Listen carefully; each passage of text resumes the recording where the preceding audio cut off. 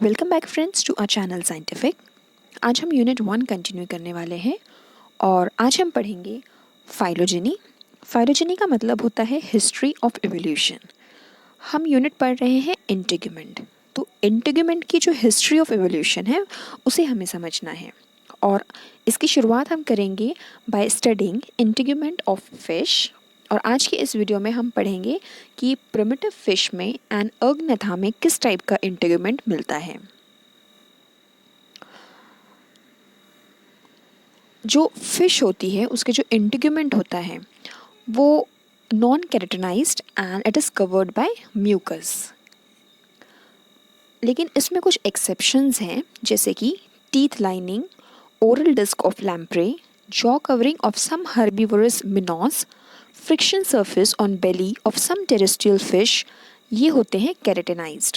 मतलब ये जो अभी हमने एक्सेप्शंस देखे इनमें केराटिन प्रेजेंट होगा, but generally non keratinised and the skin is covered by mucus in case of fish. Exceptions को आपको ज़्यादा ध्यान से पढ़ना है और याद रखना है क्योंकि उसके एग्ज़ाम में आने के चांसेस ज़्यादा होते हैं। सेकेंड पॉइंट है कि जो एपिडर्मिस होता है फिश में वो एक्टिव एंड अलाइव होता है, वहाँ पर डेड केराटिनाइज्ड सेल्स नहीं मिलते हैं। There are two types of cells present in epidermis. एक होता है एपिडर्मल सेल्स जो कि टाइटली कनेक्टेड होता है सेल जंक्शंस के साथ and they contain secretory vesicles. Second type of cells होते हैं स्पेशलाइज्ड यूनिसेलुलर ग्लैंड्स। ये सिंगल स्पेशलाइज्ड होते हैं and they are found in epidermal cell population. जो कोलेजन होता है विद इन स्ट्रैटम कॉम्पैक्टम वो ऑर्गेनाइज्ड होता है into piles that will spiral around the body of fish allowing skin to bend without wrinkling. कुछ fishes में जो डर्मिस होता है उनके पास इलास्टिक प्रॉपर्टीज होती है। Dermis will give rise to dermal bones and dermal bones will give rise to dermal scales. अब हम देखते हैं प्रिमिटिव फिश में किस टाइप का इंटीग्यूमेंट प्रेजेंट था। प्रिमिटिव फिश वो फिश होती है जो काफ़ी सिंपल थी और during the course of evolution ये हमको अर्ली स्टेजेस में मिलती है।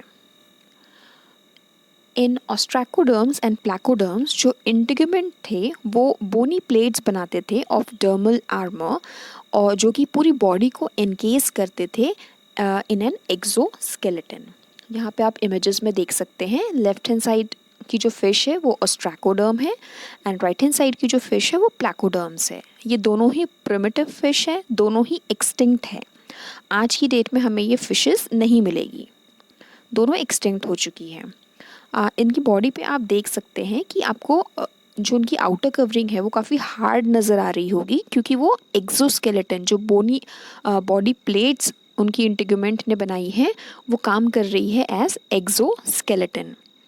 और यहाँ पर एक और चीज़ आप नोट कर सकते हैं कि जो उनका हेड रीजन है दोनों ही फिशेस का वो उनके बॉडी के पोस्टीरियर, यानी पोस्टीरियर का मतलब होता है जो पिछला पोर्शन है, पीछे का पोर्शन है, उसके कंपैरिजन में हेड पोर्शन पे जो प्लेट्स है वो काफ़ी बड़ी है, जबकि जैसे जैसे आप पोस्टीरियर एंड पे जाएंगे उस फिश के आपको नंबर ऑफ प्लेट्स ज़्यादा नज़र आएगी।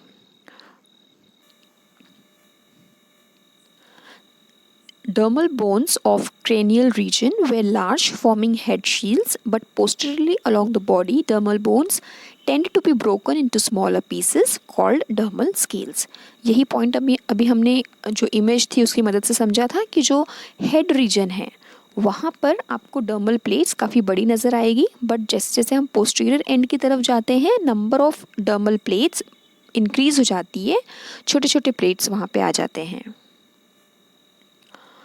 जो सरफेस है इन स्केल्स के वो वहाँ पर tiny mushroom shape tubercles present होते थे और ये जो ट्यूबरकल्स हैं they have surface layer of enamel और enamel like substance over an inner layer of dentine. अब बात करते हैं अग्नैथा की। अग्नैथा एक ऐसा ग्रुप ऑफ फिश है जिनके पास जॉ नहीं होता था, या हम इसे सिंपल कह सकते हैं जॉलेस फिश। अग्नैथा जो है वो जॉलेस फिश होती है। इन फिशेस में डर्मल बोन इज लॉस्ट, यहाँ डर्मल बोन एब्सेंट रहेगा। स्किन सरफेस जो होती है वो smooth and without scales. Primitive fish में हमने देखा कि स्केल्स प्रेजेंट थी और जिसने एक्सोस्केलेटन बनाया था, बट अग्नेथा में स्केल्स है ही नहीं, एब्सेंट है और बॉडी सरफेस स्मूथ है। यहाँ पे आप देख सकते हैं ये जो इमेज है ये हैगफिश की इमेज है जो कि एक अग्नेथा है, जॉलेस फिश है। तो इसकी बॉडी आप देख सकते हैं कितनी स्मूथ है और यहाँ पर कोई भी स्केल्स प्रेजेंट नहीं है।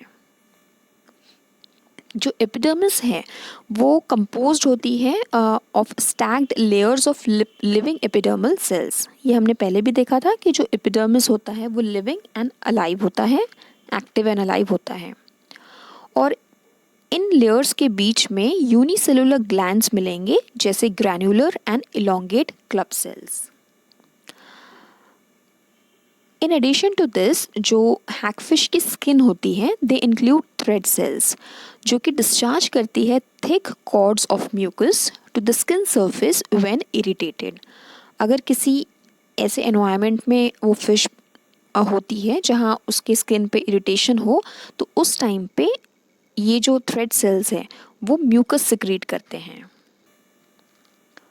डर्मिस जो होती है हैगफिश की is highly organised into layers of fibrous connective tissue. Hagfish के पास मल्टी सेलुलर स्लाइम ग्लैंड्स भी होते हैं जो कि रिलीज करते हैं slime through ducts to the surface. Skin surface पे वो स्लाइम को प्रोड्यूस करते हैं और यही स्लाइम प्रोड्यूस करने की वजह से हैगफिश को स्लाइम ईल भी कहते हैं, क्योंकि उनकी बॉडी सरफेस पे स्लाइम होता है इसलिए स्लाइम, और जो उनका स्ट्रक्चर है, जो शेप है वो ईल की तरह होता है इसलिए इसका दूसरा नाम स्लाइम ईल भी है। तो आज के लिए इतना ही।